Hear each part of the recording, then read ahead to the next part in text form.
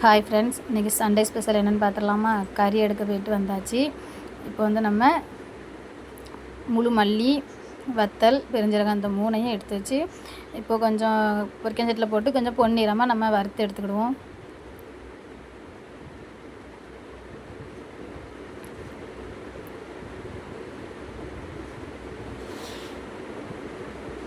வறுத்து எடுத்து வச்சாச்சு. இப்போ நம்ம குக்கரில் ஒரு 5 விசில் வர வரைக்கும் கறியை வேக வச்சு எடுத்துக்கிடுவோம்.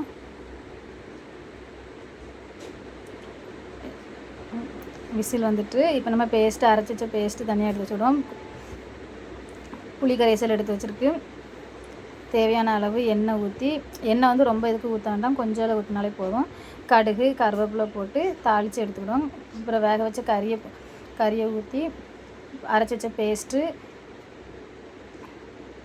புளி கரைசல் எடுத்து உள்ளே ஊற்றி நல்லா கொதிக்க வச்சுக்கிடுவோம். இதுக்கு கொஞ்சம் வாசனைக்கு மட்டன் மசாலா போட்டுக்கிடுவோம். போட்டு கறி கொதித்து கொஞ்சம் நல்லா கொதித்து வற்றி வரட்டும். அதுக்குள்ளே நம்ம போய் எலிக்கு சாப்பாடு வச்சுட்டு வந்துடுவோம். பாருங்கள் ஃப்ரெண்ட்ஸ், எலி சாப்பாடு கொண்டு வந்த உடனே இப்படி நின்று பார்க்க பாருங்கள்.